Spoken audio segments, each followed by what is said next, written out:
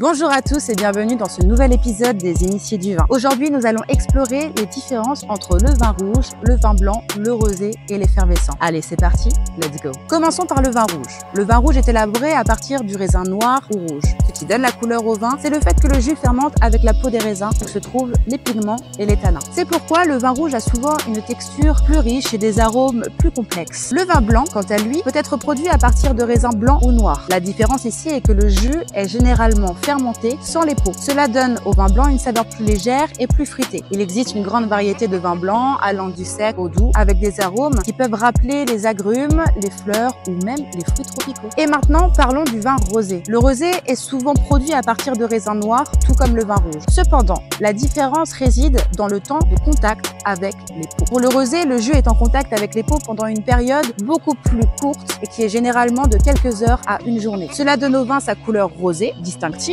de tous les autres vins, et une saveur qui se situe entre le vin rouge et le vin blanc, avec une touche de fraîcheur, bien sûr. Enfin, nous avons les vins effervescents, comme le champagne par exemple, que vous devez connaître. Ces vins peuvent être blancs, rosés ou même rouges, mais ce qui les distingue, c'est les effervescences, c'est-à-dire les bulles. Cette caractéristique est due à une seconde fermentation en bouteille, appelée méthode traditionnelle ou méthode champenoise. Pendant justement cette fermentation, du dioxyde de carbone est piégé dans le vin. Les vins effervescents peuvent varier en douceur, allant de brut à doux. Alors on va tout récapituler, là, parce qu'il y a beaucoup de choses. Le vin rouge fermente avec les peaux, donnant une couleur riche et des tanins prononcés. Le vin blanc fermente sans la peau, offrant une saveur plus légère. Le rosé est en contact limité avec la peau, créant une couleur et un goût intermédiaire. Et les vins effervescents ont une seconde fermentation en bouteille pour les bulles pétillantes. Et voilà, vous connaissez maintenant les principales différences entre le vin rouge, blanc, rosé et effervescent. J'espère que cet épisode vous a éclairé et vous a donné envie de déguster ces différentes variétés.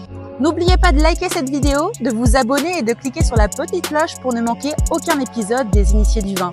Allez, santé et au prochain épisode. Ciao!